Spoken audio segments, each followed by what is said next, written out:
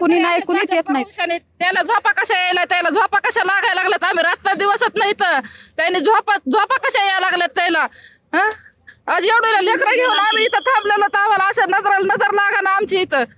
ते आम्हाला मनातून वाटते त्यांनी खरं तर पहिल्या दिवसापासून प्रयत्न करायला पाहिजे होते. काहीच प्रयत्न केले नाहीत लोकांनी. नुसते तेवढे 5-6 जण बाहेर काढले. त्यांना वाटतंय मोठं काम झालं. त्यांचं एखादं VIP माणूस असतं ना खरंच आतमध्ये बसलेलं तर रिझल्ट लगेच असा दिसून आला असता. आम्ही गरीब आहोत ना, आमची किंमत नसते ह्या लोकांना.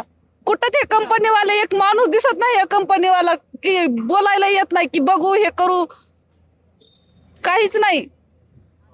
ही जी दुर्घटना झालेली आहे अजून साधी चौकशी पण करण्यात आली नाही, कुणावर गुन्हा दाखल करण्यात नाही आला नाही, काय मागणी असणार आहे?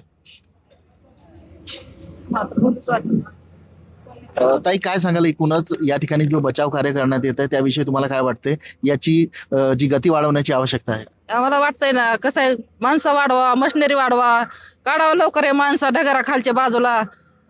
हे मशिनरी वाढविण्यात काय व्हायना तर रात्र दिवस समज आज 3रा दिवस निघलाय तरी लोकांचा अजून तपासच नाही असा. तुमच्याशी अधिकारी कर्मचारी काही संवाद साधत आहेत का किंवा लोकप्रतिनिधी तुम्हाला येऊन भेटत आहेत? नाही, कार्यकर्ते कुणी नाही, कुणीच येत नाही. पावसाने त्याला झोपा कशा यायला, त्याला झोपा कशा लागायला लागल्यात. आम्ही रातचा दिवसच नाही तर त्यांनी झोपा कशा यायला लागल्यात त्याला.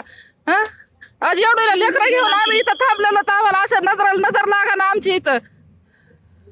शहरातील लोकप्रतिनिधी या ठिकाणी आलेत का, त्याविषयी काय म्हणणं? शहरातील प्रतिनिधी कुणी आलंच नाहीये. कुणी बघत पण नाही की काढावं आपण, माणसं काढावं, काहीतरी मशिनरी वाढवावं तर काढून घ्यावं लवकर. आमची 3 दिवस झालं माणसं इथं दबून येतं. त्यांना कळायला पाहिजे त्यांना झोपा कशा त्यात काय माहिती. त्यांना गरीबाचं काही जाणीवच नाहीये.